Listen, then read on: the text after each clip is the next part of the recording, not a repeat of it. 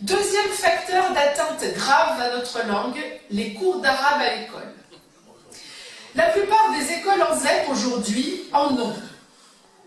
Ils sont mis en œuvre sur la base, alors je vous lis exactement la loi, parce que je suis allée la chercher, moi je suis une fonctionnaire, je suis directrice d'école en ZEP, on ne m'a pas demandé mon avis si je pouvais mettre en œuvre ces cours d'arabe dans mon école. Donc tous les lundis soirs, il y a des cours d'arabe dans mon école et je peux vous dire qu'il y a de plus en plus d'élèves qui s'y inscrivent, à partir du CE1.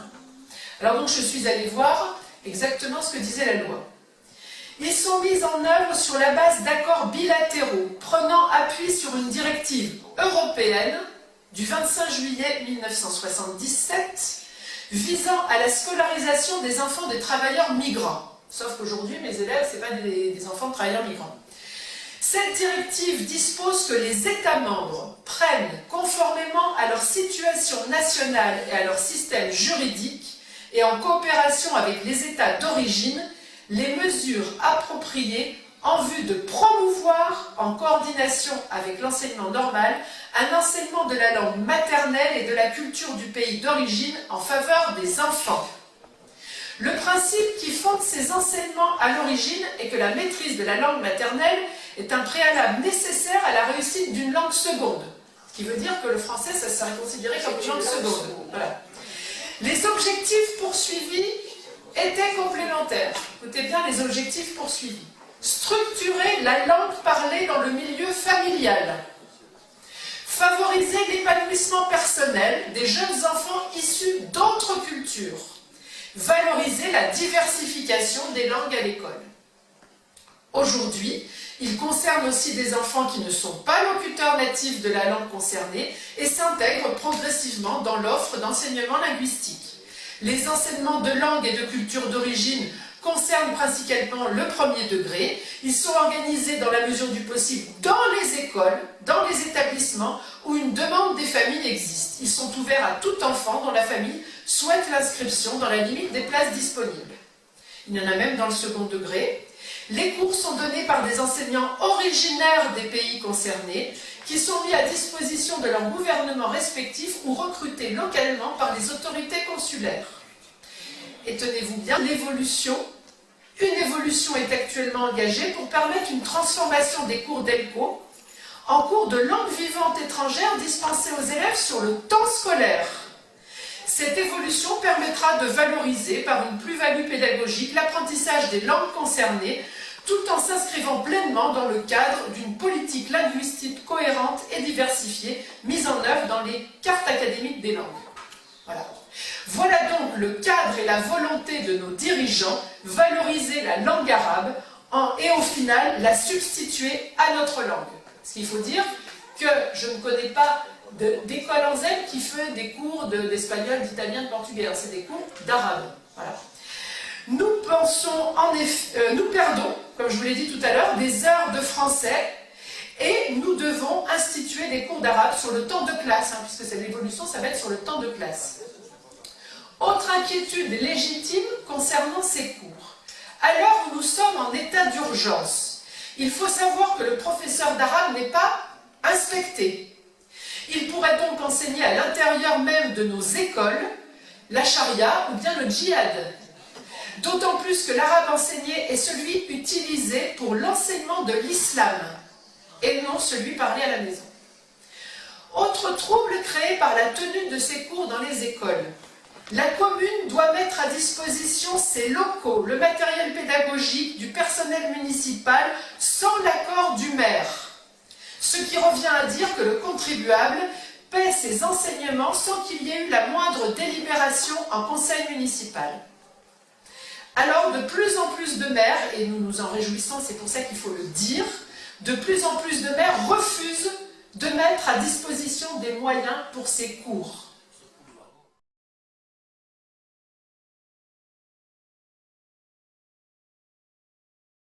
Soyons clairs, nous sommes devant une conquête. Moi, je n'ai pas peur des mots. Je n'ai pas de mandat, j'ai plus de mandat, j'ai peur de personne, j'affronte la réalité, j'ai décidé de l'affronter, je veux pas de poste, j'ai fait ce livre comme un livre d'alerte, comme un lanceur d'alerte. Donc je dis les choses, pas de contournement sémantique. On est devant une conquête démographique. Je publie le plan secret des élites à partir des Nations Unies avec ce qu'ils appellent la migration de remplacement. On a cru que c'était Renaud Camus qui avait utilisé pour la première fois l'expression du grand remplacement. Il a beaucoup de talent, il a beaucoup de courage, mais en réalité, on lui a fait un mauvais procès parce que c'est les Nations Unies ce sont les Nations Unies qui ont inventé ce mot, migration de remplacement. Donc il y a une conquête démographique qui est consentie, si vous voulez. Mais c'est-à-dire que là, et pardonnez-moi, parce que c'est là où aussi on a du mal à vous suivre, c'est que, et qu'on va vous reprocher, c'est déjà fait, la notion de complot. C'est que vous dites finalement qu'il y a un complot, que les élites françaises, avec les élites européennes, ont créé un Eurislam, un projet d'Eurislam, qui est très clairement une mise en place de l'islam en France par co-inclusion réciproque, hein, selon vos termes. Mais est-ce que ça, c'est quand même crédible ? Non, mais il y a les documents. Alors, vous parlez de complot. Moi, je ne complote pas, moi. Il n'y a pas de complot de mon côté.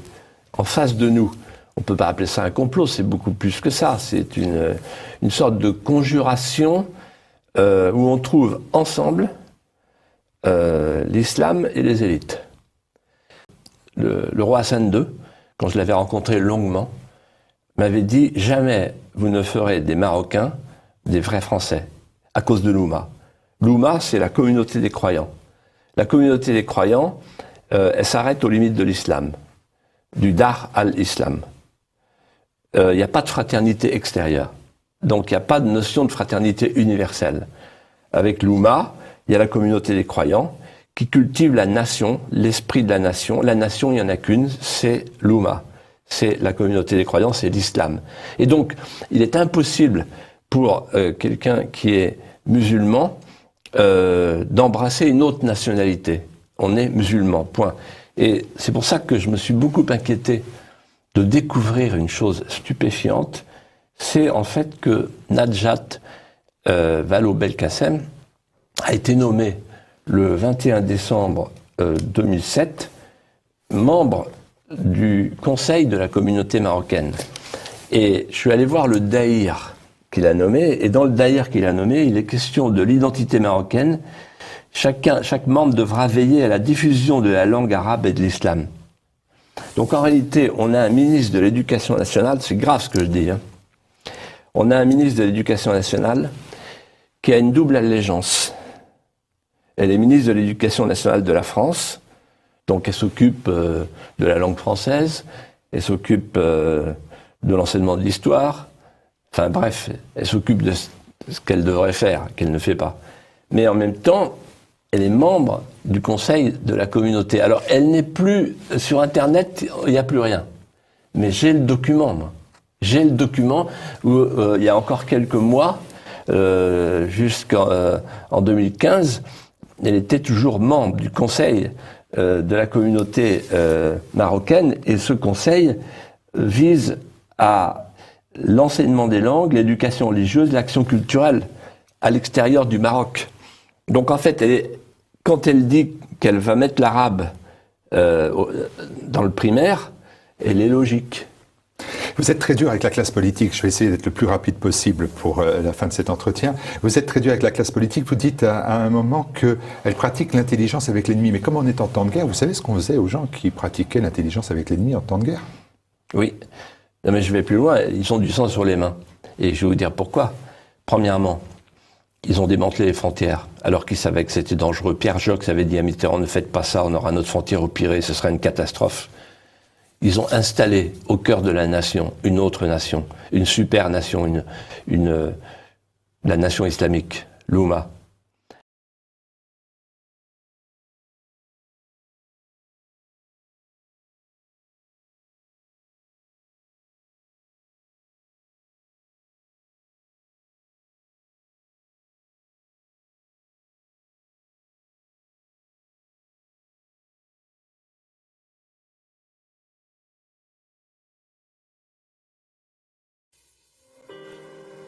Regardez ces images, des terrasses de café, des rues. Elles ont un point commun, les femmes semblent effacées. Dans certains quartiers populaires, les hommes occupent les lieux et les femmes subissent. Dans cette banlieue parisienne, nous suivons deux militantes de la Brigade des mères. Nadia Remadna et Aziza Saya se battent pour la liberté des femmes dans ces quartiers. Pour nous montrer la réaction des hommes, elles filment dans un bar en caméra cachée. Dès l'entrée, on leur demande pourquoi elles viennent. Cherchez qui, madame? On cherche quelqu'un. Un monsieur? Dans ce bar, que des hommes, pas très accueillants. Le mieux, c'est d'attendre dehors. Pourquoi? Ici, il n'y a que des hommes. Bah, c'est pas grave, on vit dans un monde où il y a des hommes et des femmes. Ça vous dérange, vous? Moi, c'est pour vous. Non, pour moi. Là, Le patron du bar n'a pas envie de discuter. D'autres hommes sont choqués de voir ces femmes. je m'en fous, on va se faire discrète, petite dans un coin. Il n'y a que des mecs dans ce café. Et comment c'est normal qu'il n'y a que des mecs? Imagine que tu veux prendre un café avec une cousine, une amie, ta femme. Non? Normal. Elle reste chez elle. Ta cousine, elle reste chez elle. Ah bon? Elle fait ce qu'elle veut, mais pas avec moi. Ben voilà, dans ce café, il n'y a pas de mixité. Mais est-ce que c'est normal? Là, seulement, on n'est pas à Paris. Même à Sevran, c'est la France. C'est dans le 93. Et là, alors, seulement, le 80 t'es pas et alors à Paris, c'est des mentalités différentes. C'est comme anglais. Aller dans un bar, ici, c'est braver un interdit pour une femme. Tu fais ça en Arabie Saoudite, tu dis ouais. Mais ça, on est en France. On est en train de dire, ah mais tu te rends compte, il y a des femmes quand même qui ont été dans un café. Pourquoi les hommes rejettent-ils les femmes? Un problème de tradition, de culture, mais aussi de religion, selon ces militantes. En 2005, quand il y a eu les révoltes des banlieues, on a appelé les grands frères pour calmer les jeunes. Et puis voilà, ce qui dit grand frère, ça veut dire qu'on a exclu déjà la femme, on a exclu la mère, on n'a pas fait appel aux parents, ce qui aurait été plus légitime. En fin de compte, on a donné la place à ces hommes qui aujourd'hui, j'allais pas dominent, mais qui ont pris les quartiers, qui ont pris la place, quoi. L'islam, ils l'ont mixé. Pour moi, l'islam, c'est comme le code pénal maintenant. Et voilà, faut pas faire ça, ça c'est interdit, ça c'est interdit. Tout est interdit, alors qu'on est en France quand même. Et aujourd'hui, je pense que... Pendant l'interview, une voiture s'arrête. Voilà, on se concentre sur parce que notre combat est légitime. Les plus jeunes que je connais, Une façon d'intimider ces femmes, régulièrement menacées. Elle préfère arrêter l'interview. Dans cette banlieue de Lyon, des femmes semblent s'être résignées. Comme cette assistante maternelle qui fait tout pour ne pas se faire remarquer. On met des vêtements sombres, des pantalons, pas de jupe, pas de maquillage, déplacé, de rouge à lèvres rouge, c'est pas possible. Voilà. On s'efface, on essaie de s'effacer, d'être le plus discret possible. Pourquoi? Parce qu'on a peur, tout simplement. À Rieux-la-Pape, 20% de chômage, de nombreux commerces fermés. Les maîtres des lieux sont de jeunes hommes. Peu de femmes dans la rue et notre caméra n'est pas la bienvenue. Allez, on y va les filles, on va faire quelques commerces. Des femmes ont pourtant décidé de se battre. Régulièrement, elles organisent des marches. Habitantes du quartier, de tous bords politiques, elles veulent reprendre leur place, s'imposer. Comme dans ce café fréquenté uniquement par des hommes. On ait cette notion de convivialité, oui. Voilà, oui. De convivialité, parce que c'est important dans une ville. Oui. Que ça se mélange, qu'il n'y ait pas un endroit où on passe voilà, comme ça. Il faut que tout le monde soit à l'aise, et puis aussi qu'ils amenez vos femmes, enfin. Embarrassé, le patron se défend. J'accepte les clients. J'ai pas de problème avec les femmes, ni avec les hommes, ni avec tout le monde. Mais ici, aucune femme. La priorité de l'organisatrice des marches, c'est de convaincre les habitantes musulmanes de participer. Mais notre but, un petit peu, nous, De mélanger. voilà, ce qu'on aimerait, c'est... Après, il y a les convictions religieuses qui font que la femme, elle peut pas trop se mélanger. Enfin, elle peut pas du tout, même il n'y a pas de mixité en fait. Sous le regard des hommes du quartier, difficile de parler librement. En plus, on parle, ils sont pas contents parce qu'ils nous regardent de travers. Voyez où votre fille boire un café là? Certaines femmes ne comprennent pas l'intérêt de la démarche. Mais moi, je ressens pas le besoin, comme vous disiez, madame. Vous avez parlé de bistrot, mais il faut aller dans les bistrots. Moi, je ne me ressens pas le besoin d'aller dans les bistrots. Et quand elles décident de s'installer à une autre terrasse de café, Les hommes préfèrent quitter les lieux. Cette fois encore, la marche n'aura séduit qu'une seule partie des femmes. Il n'y a pas beaucoup de femmes musulmanes, elles trouvent l'idée très bien, mais elles ne nous suivent pas. Pourquoi? Bah ça, je sais pas. Hein. Ça, je sais pas. Peut-être, je sais pas. Comme à Rieux-la-Pape, des femmes s'organisent un peu partout en France et marchent à la reconquête de l'espace public. Un combat qui ne fait que commencer.